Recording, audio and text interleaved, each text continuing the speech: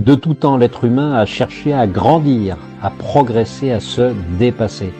Combien de prouesses, d'exploits, de projets fantastiques, de paris fous ont été réalisés grâce à la motivation. Chaque humain est doté d'un potentiel illimité que seule la motivation peut révéler, peut sublimer. La motivation est une énergie inépuisable disponible en permanence qui peut être transmise. Avec elle, l'impossible devient possible.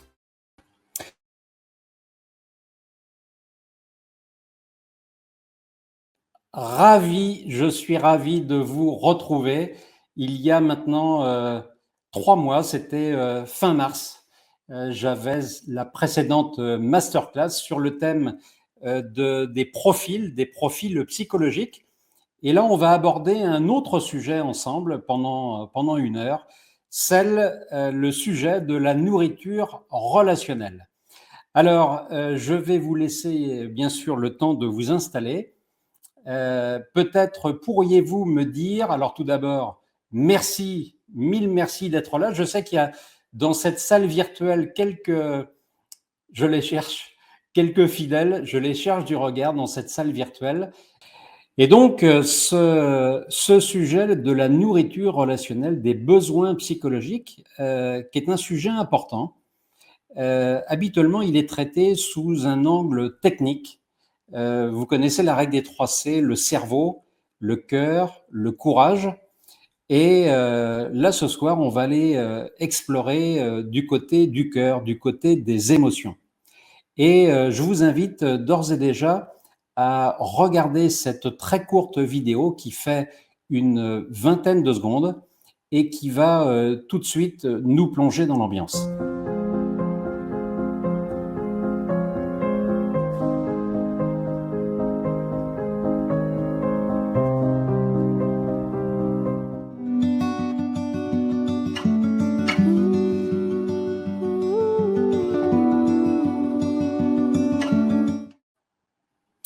Voilà, vous voyez ces visages, certains exprimaient de l'anxiété, d'autres exprimaient de la peur, et puis d'autres visages sur la fin exprimaient un épanouissement. Alors, c'est toujours un sujet qui m'a fasciné parce que, au fond, je me pose quelques questions. Toutes ces émotions, on les ressent bien sûr, sans toujours savoir d'où elles viennent.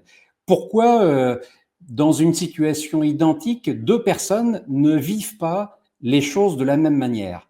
Et puis, ressentir ces émotions parfois de manière intense, est-ce un handicap ou est-ce que c'est plutôt un atout?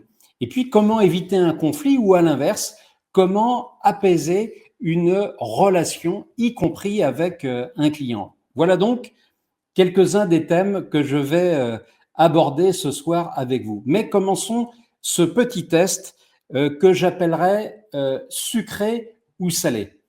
Alors, je vais regarder les différentes. Voilà, je pense à Catherine qui est en Touraine.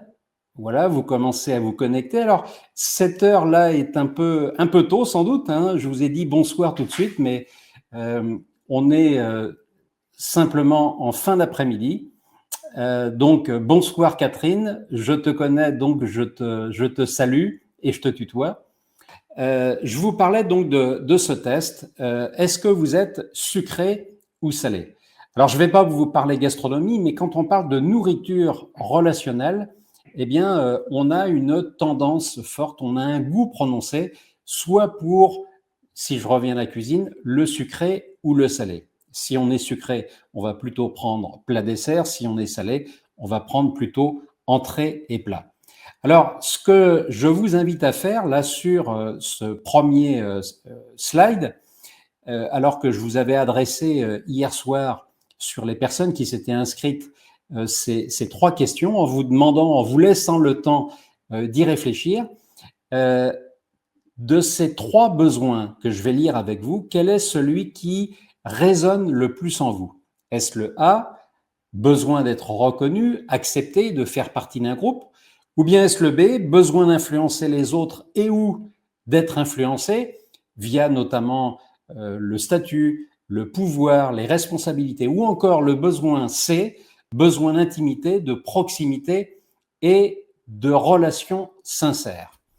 Alors, on peut avoir effectivement un besoin pour ou un goût pour plusieurs de ces besoins. Mais y en a-t-il un peut-être qui ressort plus que d'autres? Voilà, je vous laisse y réfléchir et me dire là dans le chat quel est le goût, quel est le besoin qui résonne le plus en vous. Est-ce le A, le B ou le C? Voilà, je vous laisse le temps d'y répondre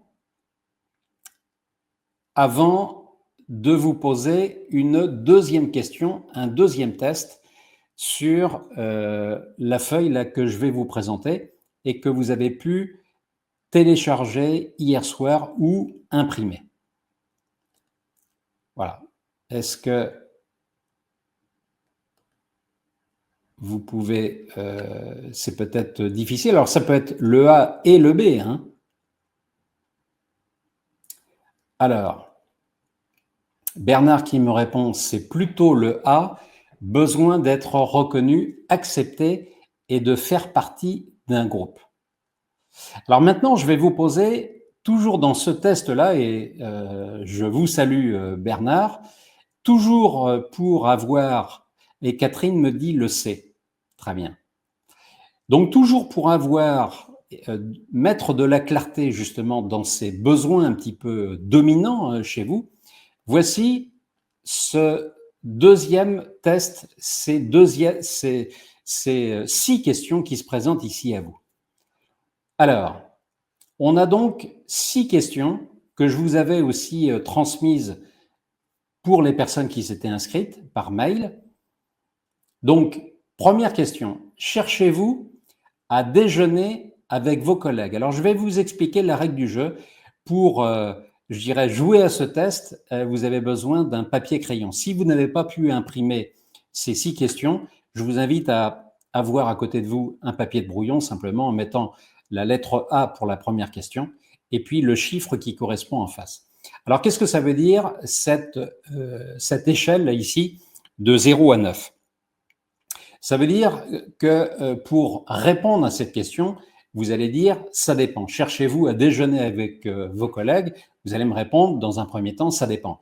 Ça dépend de quoi? Ça dépend de 2 éléments. Et c'est ça qu'il faut bien noter. On va avoir un premier élément qui va être la sélectivité, c'est-à-dire ça dépend avec qui, la sélectivité. Et puis le deuxième élément, le deuxième, j'allais dire, curseur qui va jouer de 0 à 9, ça va être la fréquence. Par exemple, vous pouvez adorer aller déjeuner avec vos collègues tous les jours et quels que soient les collègues. Auquel cas, votre réponse sera plutôt 7, 8 ou 9, plus proche du 9. Et puis, vous pouvez avoir une sélectivité assez forte, c'est-à-dire que vous avez des collègues préférés, entre guillemets, et là, même aussi avec une fréquence un peu plus faible, et là, votre réponse va plutôt se rapprocher de 3, 2, 1, voire même 0. Voilà, donc compte tenu de ces éléments-là, je vous laisse le soin d'y répondre et d'entourer, hein, pour répondre, il s'agit et il suffit simplement d'entourer le chiffre qui résonne le plus en vous. Donc, première question, est-ce que vous cherchez à déjeuner avec vos collègues? Deuxième question, et soyez spontané, hein, c'est ça qui marche, l'efficacité, c'est la spontanéité. Deuxième question, aimez-vous que l'on vienne vous chercher pour participer à un groupe de travail? Aimez-vous que l'on vienne vous chercher pour participer à un groupe de travail? Troisième question, la question C, acceptez-vous facilement de déléguer? Acceptez-vous facilement de déléguer? Quatrième question, au travail, avez-vous un besoin fort de retour d'information? Au travail, avez-vous un besoin fort de retour d'information? Alors, là aussi, hein, vous pourriez dire ça dépend de la délégation qui a été faite, ça dépend de la personne avec laquelle aussi vous travaillez. Question E, racontez-vous facilement votre week-end à vos collègues. Racontez-vous facilement votre week-end à vos collègues. Voilà, je vous laisse le temps d'y répondre, de ne pas aller trop vite. Et puis, dernière question, vous sentez-vous concerné lorsqu'un collègue vous fait part d'un problème personnel? Et là aussi, les deux critères, la sélectivité, ça dépend du collègue, ça dépend peut-être aussi du problème, et puis la fréquence, peut-être pas tous les jours.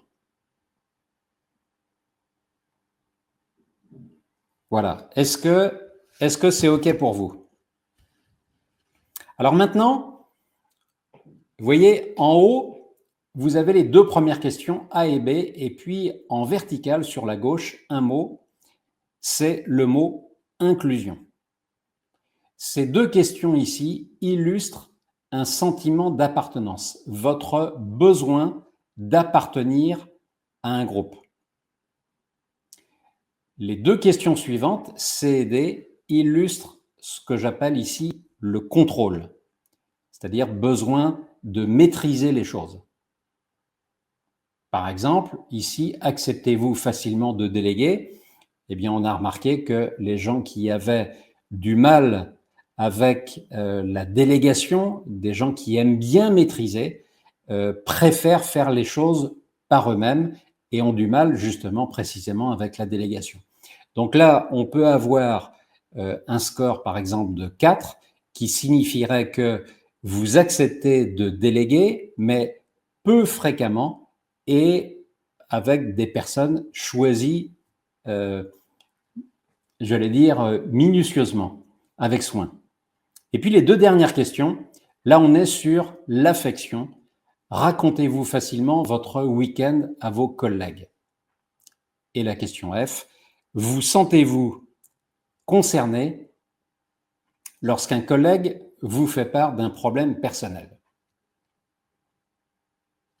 Alors maintenant, ce que je vais vous demander, c'est de regarder, puisqu'il y a un jeu de couleurs, simplement les questions vertes, c'est-à-dire ou écrites en vert. La question A, la question C et la question E. Est-ce que vous voyez une résonance avec les points cités dans le slide précédent? Par exemple, cherchez-vous à déjeuner avec vos collègues? Cette question A fait directement écho ici avec le point cité ici, c'est-à-dire besoin d'être reconnu. Exemple, Bernard, si vous avez mis la lettre A ici, sans doute que sur cherchez-vous à déjeuner avec vos collègues, vous avez mis plutôt un score élevé. Élevé, on peut dire que c'est élevé à partir de 6, 7, 8, 9 étant évidemment très élevé. Voilà. Sur le contrôle, acceptez-vous facilement de déléguer? Donc cette question C renvoie ici au point besoin d'influencer les autres et ou d'être influencé. Et la dernière ici, question en vert, racontez-vous facilement votre week-end à vos collègues? Eh bien ici, on est sur ce que l'on appelle l'affection, qui est écrit ici, l'affection, et ça renvoie ici au besoin d'intimité, de proximité, de relations sincères. Voilà, je vois par exemple, Bernard, que vous avez mis sur la question A, effectivement, ouais, vous mettez 8, hein, et donc ça signifie que vous avez ici un besoin fort. Alors maintenant, qu'est-ce qu'on va faire de tout ça? Le besoin numéro 1, c'est celui en situation de stress dont vous allez avoir le plus besoin. C'est presque un besoin dans lequel vous allez vous réfugier. Est-ce que vous avez remarqué, est-ce que vous pouvez par exemple me le confirmer, est-ce que vous avez remarqué, Catherine, je ne vois pas votre retour, est-ce que c'est OK aussi pour vous? Voilà. Hein, et donc, est-ce que vous avez remarqué qu'en situation de stress, ce point-là ici, cherchez-vous à déjeuner avec vos collègues, est encore plus marqué, c'est un point de refuge. C'est-à-dire que vous avez, en situation de stress, besoin d'avoir du monde autour de vous. En résumé, sur la question ici A, elle illustre le besoin d'inclusion, c'est-à-dire qu'il détermine dans quelle mesure une personne recherche le contact et à être remarquée. Tandis que le besoin ici B, c'est le besoin de contrôle. Vous vous souvenez, je reviens ici un petit peu en arrière. On est ici, acceptez-vous facilement de déléguer. Et je reviendrai sur les questions bleues ici tout à l'heure. Donc, sur le point B, le besoin de contrôle qui détermine dans quelle mesure une personne recherche les postures directives. Enfin, le point C, le besoin d'intimité, de proximité, de relations sincères, on appelle ça le besoin d'affection, qui détermine dans quelle mesure une personne recherche la proximité avec les autres. Alors, ça peut paraître comme ça un petit peu compliqué. On a fait le plus difficile sous forme de test. Et là, maintenant, on va regarder d'où viennent ces besoins. Alors, ce qu'il faut savoir, c'est qu'il existe un algorithme, un outil qui s'appelle le FIRO-B. Et ici, vous avez, alors je vois le commentaire de Catherine, non pas vraiment, moi en situation de stress, c'est l'inverse, besoin de repli, de ressourcement en solitaire. Très bien. Alors, on pourra revenir là-dessus, Catherine, tout à l'heure. Est-ce que votre besoin numéro 1, vous pouvez me dire, ou tu peux me dire, le besoin, c'est le C, c'est ça. Alors, voilà, on va y revenir là tout de suite. C'est le besoin d'intimité, de proximité, de relations sincères. Et donc, en situation de stress, si j'ai bien compris, ce que tu me dis, c'est que tu es plutôt en repli. Est-ce que c'est bien ça? Donc, quel est ton score ici sur, Catherine, sur la question ici, numéro, les deux dernières? Racontez-vous facilement votre week-end à vos collègues. Qu'est-ce que tu as mis? Est-ce que tu peux me dire ton score? Voilà, il y a toujours ce petit temps de latence. Ouais, je te laisse répondre. Alors, ici, donc, je vous parlais de cet algorithme FIRO. C'est un outil. Vous avez forcément entendu parler de Monsieur Maslow, un psychologue américain, et sa fameuse pyramide. Là, on aborde quelque chose d'un peu différent. C'est William Schutz, un autre psychologue américain, qui, au milieu des années 95, a mis au point justement cette recherche, cette étude sur, alors je vois ta réponse, Catherine, E2 et F5. Donc la question E, tu as mis 2 et la question F, tu as mis 5. Donc racontez-vous facilement votre week-end à vos collègues. Le besoin ici d'intimité, de proximité, de relations sincères. Donc on peut très bien avoir, Catherine, alors je ne veux pas faire de point ici particulier, mais comme vous êtes peu nombreux, je peux me permettre de le faire. En situation de stress, on va se rapprocher effectivement pour toi du 2 ou du 1, la relation sincère. Alors qu'on serait sur 7, 8 ou 9, ça veut dire que là, on est vraiment sur plein de monde, et tous les jours. Voilà, si ça peut t'aider à comprendre. Alors, je vous parlais donc de Monsieur Schutz, William Schutz, et ici, vous avez donc les résultats réalisés par une personne que j'accompagne en ce moment donc via cet algorithme, et voici ses réponses. Ici, vous reconnaissez dans les colonnes l'inclusion, ici le contrôle et ici l'affection, inclusion ou encore sentiment d'appartenance. Et ici, la personne a mis 4. Sur le contrôle, 8, ça veut dire que c'est une personne qui est plutôt dans l'hyper-contrôle, on est proche du 9. Et ici, l'affection, 3. 3, ça veut dire quoi? Encore une fois, c'est l'algorithme qui calcule ça. 3, ça veut dire quoi? Ça veut dire que c'est une personne, finalement, ça ne veut pas dire qu'elle n'est pas chaleureuse, ça veut dire qu'elle n'exprime pas ou très peu ses sentiments. Et là où ça peut poser un souci, c'est pour les personnes qui sont avec elle et qui attendent parfois un retour, une expression justement d'émotion ou de sentiment. Mais je vais y revenir tout à l'heure un peu plus longuement. Donc je vous disais, d'où nous viennent ces besoins. Si vous ne l'avez pas acheté, si vous ne l'avez pas lu, je vous invite vraiment à le faire. Le livre de Lise Bourbeau, c'est une Canadienne, une Québécoise, qui est spécialisée et reconnue. Elle est auteure de best-sellers. Elle est reconnue pour ses travaux sur le développement personnel. Et elle a identifié 5 blessures, d'où le titre de son livre. Et ces 5 blessures sont ici: l'abandon, l'humiliation, l'injustice, la trahison et le rejet.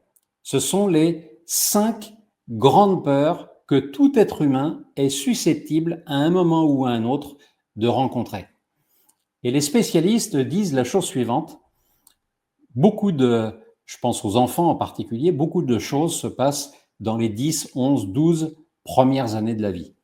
Les enfants ne choisissent pas leurs parents, ne choisissent pas le milieu social, ne choisissent pas l'école dans laquelle ils vont être inscrits, ils ne choisissent pas les enseignants, ils ne choisissent pas les copains, ils choisissent personne. Et donc, ils vont vivre des situations qui vont les amener à grandir et qui vont les amener à vivre des situations d'abandon. En tout cas, ils auront eu le sentiment d'avoir été abandonnés. Ce point-là est important. Avoir eu le sentiment d'avoir été abandonné ou avoir eu le sentiment d'avoir été humilié ou d'avoir vécu une injustice ou une trahison ou un rejet. Ces points-là, messieurs, dames, sont véritablement essentiels pour bien comprendre la suite. Donc, 5 blessures. Et derrière, je vous ai mis ici une photo avec un clou qui est planté dans un bout de bois. Et j'aime beaucoup cette image qu'utilise mon camarade super Nicolas Rimbaud. Et lorsque vous plantez un clou dans une souche de bois, quand vous plantez un clou, qu'est-ce qui se passe? Quand vous l'enlevez, il reste évidemment le trou. Et ensuite, les années vont passer et vous allez pouvoir ressentir toujours cette espèce de cicatrice.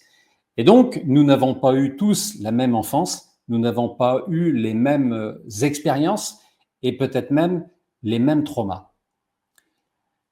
Les mots que vous avez ici sont 10 gouttes d'huile que vous allez à un moment subir parce que quelqu'un en face de vous, sans le vouloir vraiment, va vous adresser un reproche, un jugement, va faire preuve de cynisme, chantage, menace, critique, surexigence, indifférence, non-dit, comparaison. Il y en a 10 et il y en a beaucoup d'autres. J'ai simplement fait ici une petite sélection. Et toutes ces gouttes d'huile sont autant de maladresse qui vont venir attiser la braise qui n'est pas encore éteinte. Si vous avez vécu, par exemple, ou vous avez eu le sentiment d'avoir vécu une situation d'abandon dans votre jeunesse, alors effectivement, tout ce qui est reproche, jugement, peut peut-être véritablement vous affecter. Alors j'ai une question maintenant à vous poser. Lequel de ces 5 mots ici, abandon, humiliation, injustice, rejet, trahison, lequel de ces 5 mots fait le plus écho chez vous? Lequel de ces 5 mots résonne le plus chez vous? Voilà, je vous laisse quelques minutes de réflexion, je vous laisse répondre ici sur le chat. Lequel de ces 5 mots, abandon, humiliation, injustice, rejet, trahison, résonne le plus en vous? Et donc, vous l'avez compris, les 10 mots qu'on a dessous, eh bien, ce sont des mots qui, lorsque vous les entendez, peuvent rendre explosive véritablement une situation. Voilà, je vous laisse répondre le temps que ça arrive. Il y a toujours un temps de latence. Alors, en attendant votre réponse, voilà. Léa, bonsoir Léa, merci de nous rejoindre. Léa, c'est la trahison. Et la trahison qui n'est pas vécue par tout le monde de la même manière, bien sûr. Dominique, merci de nous rejoindre aussi. L'humiliation, Dominique. Anne, l'injustice. Ouais, merci beaucoup pour vos réponses. Alors maintenant, on va aller encore un petit peu plus loin avec ce schéma qui va vous apporter davantage de clarté. On va commencer par la ligne du milieu. Alors tout d'abord, le symbole de cet outil, c'est l'arbre. Donc on ne va pas s'intéresser à ce qui est visible, le tronc, les branchages, les feuilles, mais à la partie invisible, les racines. Et donc, la ligne du milieu, qui est véritablement importante parce que tout individu a besoin d'exister, de maîtriser et d'aimer. Exister, exemple, imaginez vous rentrez dans un magasin et vous avez le sentiment d'être transparent. Personne ne vous regarde. On n'a même pas vu que vous étiez là. Si votre blessure se trouve ici, c'est-à-dire la peur d'être ignoré, véritablement, on peut penser que la température, la pression, le stress va commencer à monter en vous.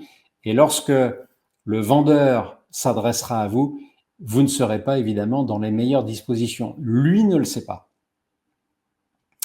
Donc, la peur d'être ignoré qui résonne avec le besoin d'exister. On a tous besoin de maîtriser et on a besoin d'aimer. Par peur d'être ignoré, humilié ou rejeté. Et en haut, vous avez l'antidote. L'antidote, c'est comment je vais faire pour vivre alors que j'ai vécu une situation dans laquelle j'ai eu le sentiment d'avoir été ignoré. Même chose pour les autres domaines. Ce que j'ai remarqué aussi très souvent, c'est cette sinusoïde. On remarque que plus la blessure est intense, plus l'envie d'aller chercher ce qui vous a terriblement manqué est forte. Par exemple, Johnny Hallyday, la blessure du père qui l'a abandonné. Alors j'ai aussi d'autres exemples. Je pense à Oprah Winfrey, dont on parle un petit peu là en ce moment, et qui est animatrice de télévision américaine. Sa blessure à elle, c'est l'enfance marquée par la pauvreté, les abus sexuels, le rejet parental. Et tout ça pour dire que on peut véritablement transformer ce qu'on peut appeler une souffrance en un atout véritablement essentiel. Et elle a développé une empathie rare et est devenue ce qu'on peut appeler une figure de la résilience émotionnelle. Autre exemple, Walt Disney. Humiliation et échec répétés. Et la documentation là, que je me suis procurée indique que Walt Disney avait été congédié à l'époque pour manque d'imagination. Et il a créé un univers où l'imaginaire est roi. On connaît la suite. Michael Jordan, pour les amateurs de basket, sa blessure, il a été recalé de l'équipe de basket quand il était au lycée, beaucoup plus jeune. Et il a transformé cette humiliation en détermination féroce. Lady Gaga, sa blessure, victime de harcèlement scolaire et d'agression sexuelle. Elle a transformé tout ça en s'engageant pour la diversité et l'acceptation de soi. Elle a fait de sa différence une force artistique et sociale. Barack Obama, qui a souffert, lui, de l'abandon du père. Simone Veil, qui a souffert de sa déportation, bien entendu, à l'âge de 16 ans, dans les camps de la mort, à Auschwitz en particulier. Et elle a transformé cette horreur en combat pour la dignité humaine, l'égalité et la mémoire. On se souvient de sa loi en 1974 pour l'avortement. Voilà, donc tout ça répond, messieurs, dames, à une question qui est véritablement essentielle. On peut véritablement faire de ces blessures une force gigantesque. Alors maintenant, voyons ce qui se passe au niveau des interactions avec d'autres personnes. Et pour que ça matche bien, c'est pour ça que j'ai appelé ça la loi de l'offre et de la demande, pour qu'une relation fonctionne, eh bien, il faut connaître les besoins de l'autre. Alors, je vais vous donner un exemple. Le confinement, c'était il y a 5 ans. Et imaginez ici sur le schéma que je vous propose, vous avez une flèche verte, c'est le besoin exprimé par le manager. Dans l'autre flèche, qui est plutôt grise, c'est le besoin souhaité par le collaborateur. Le besoin exprimé, le besoin souhaité. Le besoin souhaité, c'est le besoin attendu. Vous vous souvenez tout à l'heure, je reviens sur mes slides que je voudrais vous représenter. Voilà. Vous avez ici, en bleu, ce sont les questions qui illustrent un besoin souhaité. Aimez-vous que l'on vienne vous chercher? Au travail, avez-vous un besoin fort de retour d'information? Vous sentez-vous concerné? Donc, on a le besoin exprimé, c'est celui qui est visible par les autres, et le besoin souhaité, c'est un besoin que vous attendez. Et donc, lorsque, pendant la période du confinement, eh bien, on a des managers qui ont pris des nouvelles de leurs collaborateurs. Et lorsque le besoin exprimé, c'est je prends mon téléphone et je vais prendre des nouvelles de mon collaborateur. Si le collaborateur, lui, avait le même besoin souhaité, c'est-à-dire j'espère qu'on va m'appeler, eh bien, un besoin exprimé qui rencontre un besoin souhaité, ça nous fait une collaboration harmonieuse et sereine. Maintenant, ça ne se passe pas toujours comme ça.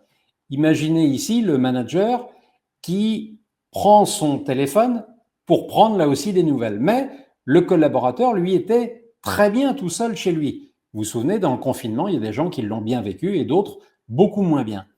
Eh bien, le besoin ici est exprimé, mais en face, on a un collaborateur qui avait besoin d'être tranquille, manifestement. Et là, qu'est-ce qui se passe? Une frustration du côté du manager. Autre cas de figure, lorsque le manager ne téléphone pas, ou rarement, et que le collaborateur n'a pas besoin d'avoir son patron au téléphone, qu'est-ce qui se passe? Rien. Zéro collaboration. Et puis, dernier cas de figure, lorsque le manager ne téléphone pas, ou très peu, et qu'en face, on a un collaborateur qui se dit « j'espère qu'il va m'appeler ». Là, il y a frustration, mais de l'autre côté. Voilà donc, messieurs, dames, ce point. Est-ce que j'ai une autre question à vous poser? Est-ce que vous avez des situations dans lesquelles vous vivez une frustration, c'est-à-dire un besoin souhaité qui n'est pas satisfait? Quels sont les besoins que vous avez qui sont importants en lien avec ce que vous avez dit tout à l'heure? Donc, quels sont les besoins qui ne sont pas satisfaits et qui pour lesquels vous êtes frustré, vous êtes dans l'attente? Est-ce que vous avez quelques exemples? Alors, en attendant votre réponse, je vais repositionner ici ce schéma que je vous montrais tout à l'heure. Vous avez ici un besoin d'inclusion, c'est le besoin exprimé, et ici de la personne que j'accompagne, le besoin souhaité est à 2. Ça veut dire que manifestement, un besoin assez faible d'être dans une équipe. Besoin assez faible. Vous avez ici affection souhaitée, aussi faible, voire même très faible. Et là, qu'est-ce qui se passe? Quand vous avez un collaborateur qui est en attente parce qu'il a vécu une situation professionnelle un petit peu difficile, parce que, par exemple, il a perdu un être cher, eh bien, il peut s'attendre, ce collaborateur-là, à avoir une manifestation de la part de son environnement, de ses collègues, manifestation de sympathie, quelque chose d'un peu chaleureux. Eh bien là, avec cette personne-là, forcément, il sera déçu. Et toute la difficulté, c'est de ressentir chez l'autre des besoins que soi-même on n'a pas ou peu. D'où la frustration des autres qui se disent ouais, ça aurait été bien quand même qu'il puisse un peu se manifester à l'occasion du décès de mon père, de ma mère, de quelqu'un de ma famille. Voilà. Alors, je vous repose ma question. Est-ce que vous avez des situations qui pour vous vraiment vous frustrent?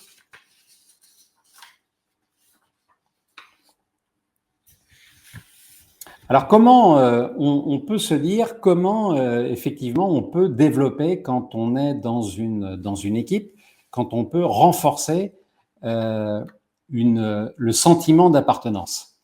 Par exemple, en réunissant l'équipe, pas seulement en réunion de travail, mais aussi lors des temps de pause. On peut aussi, lors des réunions, avoir le souci de prendre du recul sur les échanges pour être plutôt rassembleur. On peut aussi apporter des éléments factuels et pas subjectifs lors des échanges, lors des débats.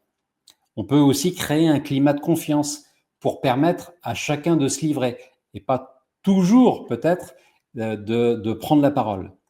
Lors de l'arrivée d'un nouveau collègue, donc je suis toujours ici sur l'inclusion, lors de l'arrivée d'une nouvelle personne qui rentre dans l'équipe, eh bien, on va le présenter à l'équipe. Autre exemple, lorsque vous avez quelqu'un qui est absent, congé maladie de longue durée, eh bien, c'est de prendre de ses nouvelles et d'informer le reste de l'équipe en disant « J'ai appelé votre collègue qui est malade, voici de ses nouvelles. » Voilà. Je lis vos commentaires. Sollicitation, compétence, me dit Bernard, et surinformation sans intérêt. Oui, pas de valeur ajoutée, effectivement, dans ces différents échanges. Je poursuis mon explication sur le contrôle. Comment est-ce qu'on est ici dans le contrôle? Par exemple, en mesurant les résultats. Et on voit que tout le problème, parfois, c'est l'excès. On va être dans l'excès. Trop de contrôle, ça va être mon manager ne me fait pas confiance. Pas de contrôle ou très peu, ça va être j'ai le sentiment que mon manager ne s'intéresse pas à moi. Donc, on est aussi dans le contrôle quand on mesure les résultats, quand on encourage les progrès, quand on formalise les méthodes, les outils, les fiches de poste, par exemple.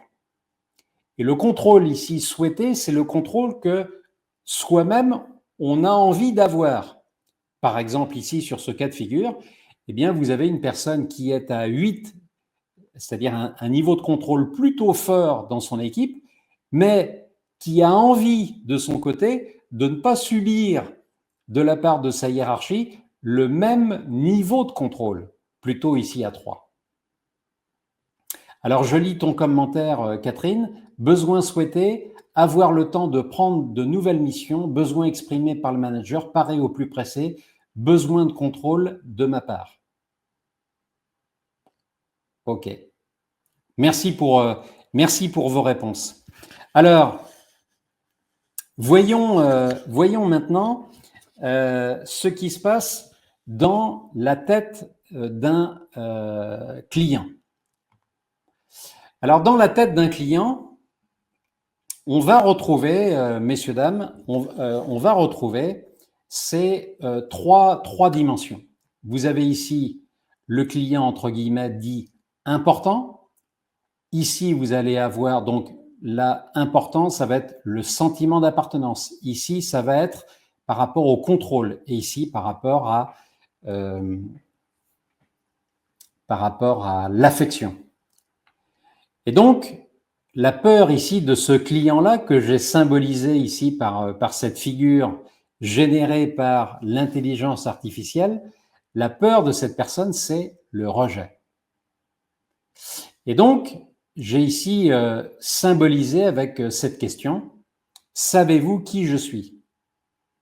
C'est une phrase que la personne ne va pas prononcer, mais à sa posture, on va voir que rapidement, elle veut s'imposer et elle ne veut pas se laisser faire. Donc, ici, sa peur, c'est le rejet.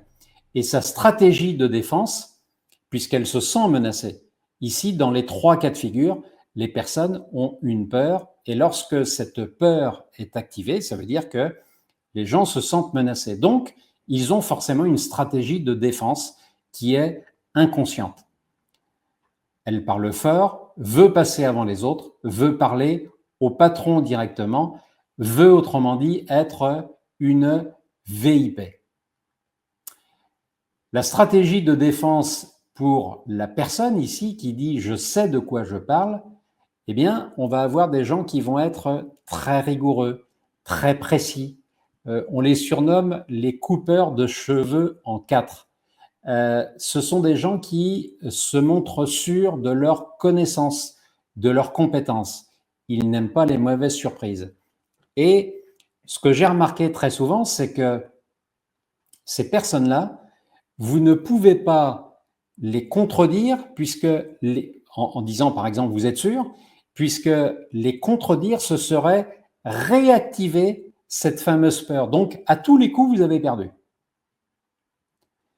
Et puis la stratégie de défense de cette troisième personne, de ce troisième client qui a peur de l'abandon, eh bien ça va être la conciliation. Et vous voyez, si vous, messieurs, dames, qui me regardez encore à cette heure, si vous avez un besoin fort qui est, comme Bernard par exemple, le besoin ici en haut, eh bien, on peut avoir du mal à ressentir l'émotion de la personne qui est ici, ne profitez pas de ma gentillesse. Et donc, on va avoir des gens ici plutôt arrangeants, mais de l'autre côté, qui ont peur d'être trop gentils. Je vous pose à nouveau une question. Est-ce que tout ça résonne en vous? Est-ce que vous y retrouvez? Est-ce que vous voyez une cohérence avec les points que vous avez soulevés ici avec ces premières questions? Et puis ici enfin avec les trois stratégies du client. Peut-être qu'à un moment ou un autre, lorsque vous-même vous êtes consommateur, vous êtes client, vous êtes retrouvé dans ce cas de figure. Voilà, si vous pouviez me donner votre commentaire, que je vous partagerai. Alors, lorsque on a affaire à l'un de ces clients-là, il y a bien entendu une posture à adopter et vous trouverez des éléments de précision dans le petit cadeau, l'e-book que j'ai réalisé spécialement pour cette masterclass et que vous allez retrouver, que vous allez avoir dans quelques minutes par mail, sur l'adresse mail que vous m'avez donnée. Mais ce qu'on peut dire déjà, par exemple, pour le client ici qui est en haut, c'est quelqu'un qui ne reconnaît et ne respecte que les personnes qui se respectent. C'est ici ne pas hésiter avec ces personnes-là à être cash. S'ils sont cash avec vous, vraisemblablement, ils attendent aussi la même chose de l'autre côté. Ici, ne pas lui remonter des problèmes, mais simplement des solutions. Pour le client ici au milieu, sa peur étant l'humiliation, eh bien, comme c'est quelqu'un qui est très précis, il faut être en particulier très vigilant sur l'écart entre le devis et la facture, parce qu'il saura vous sortir le devis que vous aviez édité à l'époque, hein, juste au moment de la commande, et puis la facture qu'il reçoit au moment de la livraison. Voilà, donc ça, c'est véritablement très spécifique, très propre à ce profil. Et puis le dernier, évidemment, ne pas trahir sa confiance, et il est particulièrement, ce profil-là, sensible aux marques d'attention, même les plus petites, et il faut parfois savoir lui montrer que vous tenez à lui. Voilà. Est-ce que vous avez d'autres commentaires, messieurs, dames, sur ce slide? Alors, maintenant, pour dernière partie de cette présentation, voilà qu'est-ce qu'on peut faire maintenant donc pour améliorer la qualité de la relation avec une autre personne. Que ce soit d'ailleurs au travail comme dans la vie perso. Voilà ici quelques points, il y en a 9 en tout et il y en a beaucoup d'autres, hein, et je pourrais en discuter avec vous. Imaginez ici, c'est un ami qui vous veut du bien et qui vous chuchote à l'oreille quelques conseils. Peut-être que là-dedans, vous allez retrouver quelque chose qui fait écho en vous. Et je vous pose dès maintenant la question, s'il y a quelque chose qui résonne, merci de l'indiquer. Êtes-vous trop circonspect pour reconnaître les autres et les impliquer? Est-ce que vous laissez aux autres la possibilité d'apporter leurs idées? Existe-t-il des moyens pour faire savoir aux autres que leurs suggestions sont les bienvenues? Autre idée, est-ce que vous laissez aux autres la possibilité de s'approprier leur travail et d'en tirer de la fierté? Êtes-vous trop strict et intolérant face à l'ambiguïté? Est-ce que vous offrez trop prudemment votre soutien et vos encouragements aux autres? Au travail, serait-ce utile qu'un plus grand groupe de personnes en sache davantage sur vous en tant que personne et sur les challenges que vous devez relever? Est-ce que vous laissez aux autres la possibilité d'établir des relations personnelles avec vous? Et puis enfin, êtes-vous trop dépendant du feedback sur votre propre travail, dans le sens où parfois, à peine le travail est-il terminé, qu'on cherche à avoir un retour, savoir comment ça s'est passé. Et c'est ça aussi, un retour parfois, alors d'affection, c'est pas du bisou, hein, mais c'est de savoir si les autres ont apprécié votre travail. Voilà, messieurs, dames, il y en a 9. Est-ce qu'il y en a un ou deux qui résonnent un peu en vous, sachant qu'on en a une liste longue, et d'ailleurs l'algorithme FIRO dont je vous parlais tout à l'heure propose dans ses conclusions plusieurs dizaines de pistes adaptées à votre profil. Voilà, je vous laisse là aussi répondre. Donc, ça peut être, n'écrivez pas la phrase, mais ça peut être la 1, la 2, la 3, jusqu'à la dernière, la 9. Voilà. Alors, souvenez-vous, n'imposez pas du sucre si les personnes qui sont avec vous préfèrent le salé. Et donc, l'idée, c'est de savoir, de connaître les besoins psychologiques des personnes avec lesquelles vous travaillez, connaître les besoins psychologiques, et puis ça passe par évidemment une connaissance de soi-même. Hein. Comment, autrement, peut-on manager des personnes? Je pense toujours à cette phrase de Socrate qui disait « Connais-toi toi-même ».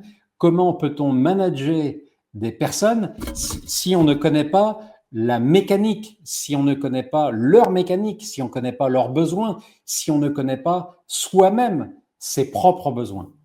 Donc là, je vois Bernard qui commente la 2, la 3 et la 4. Je vois Léa qui dit l'avant-dernier, est-ce que vous laissez aux autres la possibilité d'établir des relations personnelles avec vous? Donc, bravo à tous, parce que lorsque on identifie des points, on est beaucoup plus beaucoup plus attentif. Et vous savez ce qu'on dit? On ne peut modifier, peut-être changer, que les comportements dont on est conscient. Et parfois, on se dit, mais je ne me rendais pas compte à quel point je pouvais renvoyer l'image de quelqu'un, peut-être de chaleureux, de très chaleureux, de trop chaleureux, ou à l'inverse, plutôt de froid, de distant. Je pense par exemple aux personnes qui sont introverties, et qui peuvent à certains moments euh, montrer un peu trop de distance par rapport à un groupe. Et le fait d'être conscient de ça, eh bien, ça permet de se dire, bon, voyons, je peux aussi faire des efforts, je peux faire des progrès. J'ai pas envie, par exemple, ce soir d'être avec un groupe, je préfère être seul, mais je vais faire un effort parce que je suis aussi dans une équipe. Voilà. Merci aussi Catherine. Tu te reconnais là, a priori, dans la 1, la 2, la 3 et la 4. Voilà. Donc, êtes-vous trop circonspect pour reconnaître les autres et les impliquer? Eh bien, écoutez, bravo, parce que ça vous donne des pistes de progrès, des pistes d'amélioration. Alors, maintenant, messieurs, dames, on vient donc de voir ensemble beaucoup de pistes sur cette fameuse nourriture relationnelle. J'espère que maintenant c'est plus clair pour vous. Et on a vu que la nourriture relationnelle, votre nourriture relationnelle préférée, c'est-à-dire soit le sentiment d'appartenance, être dans un groupe, plus ou moins, soit d'être dans le contrôle, plus ou moins, soit d'être dans l'affection, plus ou moins. Et on peut aussi avoir, la nature humaine étant très complexe, plusieurs combinaisons, bien entendu. Et donc, ces besoins sont liés à votre histoire, à notre histoire, à chacun. Et donc, chacun, par définition, a son besoin spécifique. On a vu aussi pendant cette heure à quel point les blessures d'enfance restent sensibles. Dès qu'on s'en approche de trop près avec, par exemple, une blague, un non-dit, un reproche, alors que la personne qui exprime cette blague, ce non-dit, ce reproche, ne l'a pas forcément fait exprès, eh bien, on prend le risque de l'explosion et du conflit, et d'avoir parfois, vous savez, une réaction disproportionnée. Et donc, on a vu aussi que ces blessures sont un gisement de motivation considérable. Je vous parlais par exemple, même très rapidement, de Simone Veil. Voilà, on a vu aussi que dans une interaction avec une autre personne, la clé, eh bien, c'est toujours l'adaptation, c'est-à-dire d'apporter à l'autre la nourriture dont il a besoin. Par exemple, donner des responsabilités à quelqu'un qui en fait la demande. Après, on va travailler sur de la formation pour développer ces compétences. Ce n'est pas un chèque en blanc non plus. Mais on voit que lorsque quelqu'un a de l'ambition, ça se sent. Si cette personne-là n'arrive pas à s'épanouir dans votre environnement professionnel, eh bien cette personne-là ira grandir aussi ailleurs. Voilà, et puis on peut aussi apporter un cadre structuré pour nourrir le besoin parfois d'être rassuré. Je vous donne un exemple que j'ai souvent vu, c'est pour des commerciaux. Commerciaux, vous leur donnez, c'est une caricature, vous leur donnez une voiture, vous leur donnez un téléphone, un ordinateur, et ils sont capables, sans avoir de cadre très précis, ils sont capables d'aller, j'allais presque dire, à l'aventure. Alors que d'autres personnes seraient incapables de le faire. Ils auraient besoin d'un plan de route, ils auraient besoin d'être rassurés par de la méthode, quelque chose de précis. Alors, maintenant, messieurs, dames, vous pouvez avancer seul avec ces quelques pistes-là que je vous ai présentées. Et dans quelques minutes, vous recevrez donc mon e-book. Et demain matin, vous aurez le replay. Et puis, vous pouvez aussi, alors déjà, rien qu'avec ce qu'on a vu là ensemble, il me semble que vous pouvez déjà bien avancer. Et puis, vous pouvez aussi décider d'aller plus loin et de réaliser votre profil FIRO avec l'algorithme dont je vous ai parlé tout à l'heure.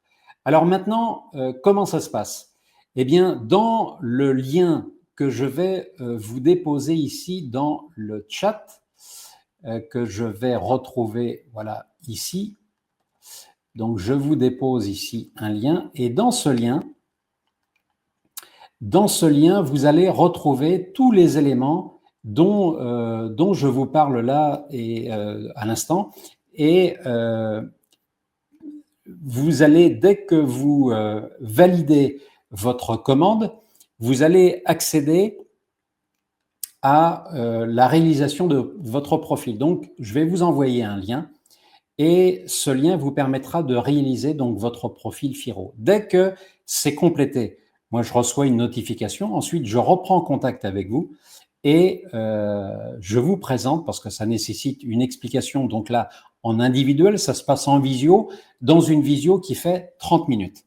Et donc, le prix pour cet outil Firo, le rendu, ça va être un document de 14 pages avec des points très spécifiques pour vous.